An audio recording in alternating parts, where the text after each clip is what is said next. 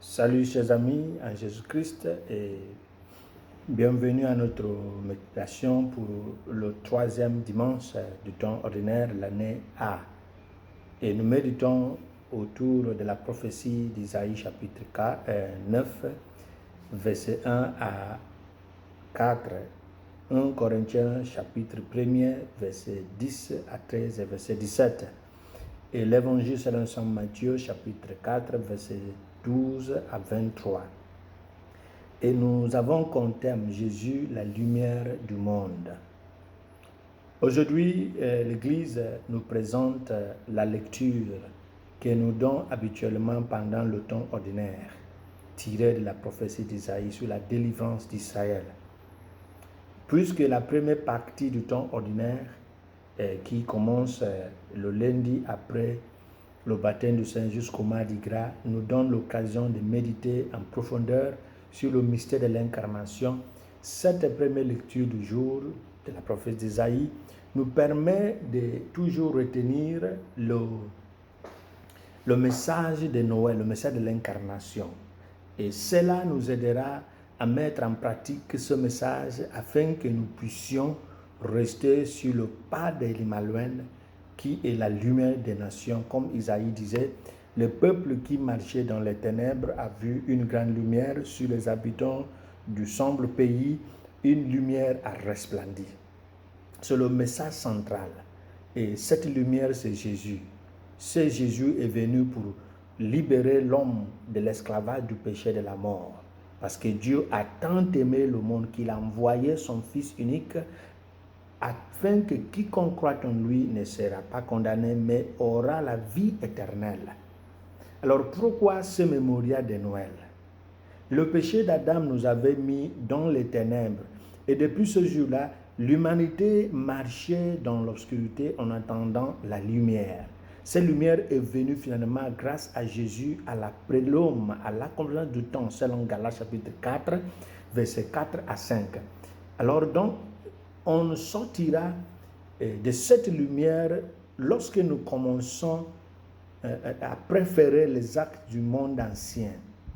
La venue de Jésus comme le Messie a brisé la chaîne de la ségrégation, de la division entre frères et sœurs.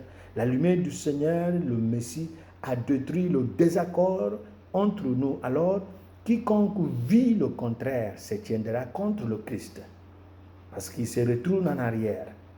Et c'est pourquoi il nous inquiète de voir la tendance à l'individualisme, à l'indifférence, à l'égoïsme dans une église dite une. Dans une église dite une.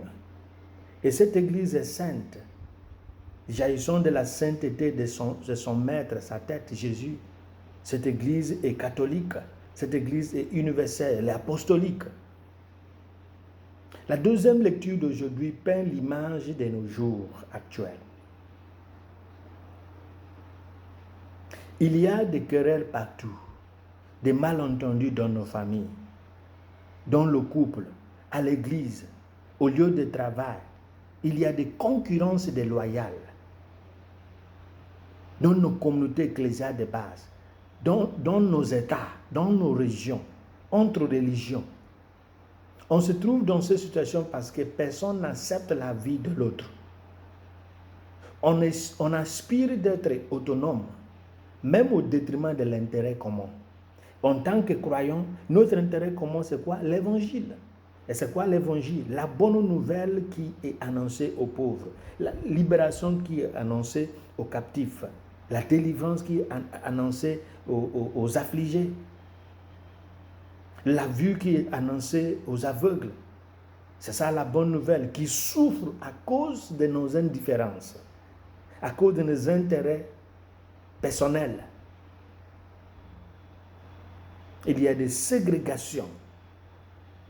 Les ponts construits par le sang de Jésus s'est écrasé par ceux et celles à qui il a confié la bonne nouvelle. On a cassé le pont de Jésus. On a brisé le pont que Jésus a construit. La venue du Messie restaure et donne de la valeur aux gens et aux nations considérées avant comme des personnes à non grata, ce qui est une expression latine qui signifie une personne indésirable, qui n'a pas de valeur. Alors ce sujet lie la première lecture à l'évangile qui parle du pays de Zabulon et du pays de Naphtali qui ont été humiliés dans le passé, selon Ésaïe chapitre 9, repris dans Matthieu chapitre 13 et verset 16. Chapitre 4, verset 13 à 16. À travers le message de Jésus, cette région s'est inscrite de nouveau au rang des gens considérés. À travers l'interruption divine, on se laisse conduire par Jésus pour que nous participions à cette mission. Mais si nous ne sommes pas prêts à être dérangés par le Christ, par mon frère, par ma soeur, on ne pourra pas restaurer le monde dessus. Parce qu'il faut que tu sois dérangé. Il faut que quelqu'un coupe ton sommeil. Il faut que quelqu'un te fasse sortir de ton confort pour que l'autre ait la paix. Obligé par l'arrestation de Jean-Baptiste, Jésus s'est mis en route vers ce territoire. Grâce à ce séjour, ces gens de Naphtali et de Zabulon ont devenu les premiers à recevoir le message de la conversion. Pierre, André son frère, Jacques et Jean, les fils de Zébédée, ce sont le fruit de cette mission d'évangélisation, selon Matthieu. De plus, ce qui m'intéresse est le message phare. Convertissez-vous car le royaume des cieux est tout proche. Il n'a pas précisé le jour, ni le mois, ni l'année, ni l'heure, ni la seconde. Il a dit tout proche. Ça veut dire, quand je tourne, le royaume est là. Il a inauguré le royaume qui est déjà là. Et nous attendons le royaume qui va compléter ce qu'on appelle le royaume qui est là, mais pas encore. Déjà là, mais pas encore. Le déjà là est inauguré, il est proche, il est là. Mais l'autre qui arrive, ça nous surprendra. La parousie, la félicité céleste. Alors, frères et sœurs, y a-t-il quelque chose, quelques actes desquels nous devons nous convertir? On avait demandé à un saint, qu'est-ce qu'il fera quand Jésus viendra? Lorsqu'il voit que Jésus est venu, qu'est-ce qu'il va faire? Il a répondu, je continuerai à faire ce que j'ai fait. C'est surprenant, n'est-ce pas? Qui d'entre nous peut se rassurer qu'il va continuer à faire la chose qu'il fera lorsqu'il entend que Jésus est là? La fin du temps est là. Qui n'ira pas chercher où aller se confesser?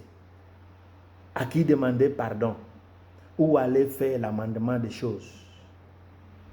En observant ce qui s'était passé entre Jésus et ses premiers disciples, les 4, on va constater que ces hommes étaient déjà formés dans quelque chose. Ils ont des métiers.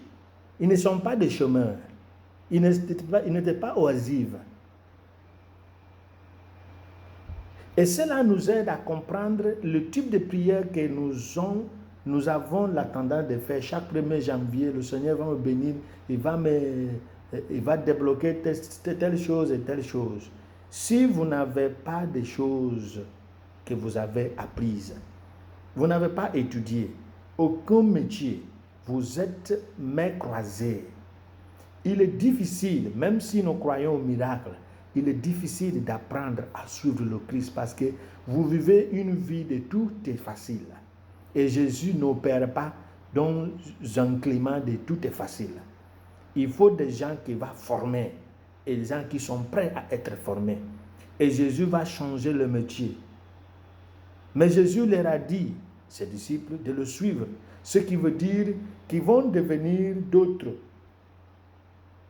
hommes en abandonnant l'ancien.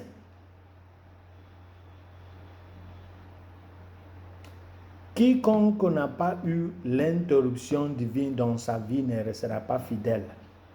Et chaque tâche qu'il fera à l'Église, à sa communauté religieuse ou civile, sera déterminée par ce qu'il va gagner. Vous me donnerez quoi? Si vous ne me dites rien, je ne ferai rien. Parce que c'est quelqu'un qui n'a pas appris à mettre de la valeur sur son environnement. Cela fait que de temps en temps, on s'engage peu ou on ne s'engage pas aux activités de l'Église, aux activités de notre commune, aux activités de notre village, parce que on pense que tout ce que tu feras, il faut toujours qu'on te paye. Personne ne se soucie de l'épanouissement de l'autre. Il est difficile de voir des fidèles qui peuvent sacrifier quelques francs, quelques dollars, quelques euros.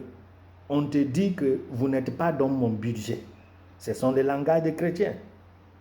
Vous ne faites pas de mon budget. Même si la personne meurt, la personne ne fait pas de ton budget. Mais vous avez le budget pour le loisir.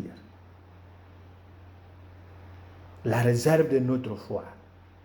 Si nos vies chrétiennes n'ont pas d'histoire ou de signes marquants d'hier et d'aujourd'hui, nous risquerons de ne pas croître. Jésus nous appelle à le suivre.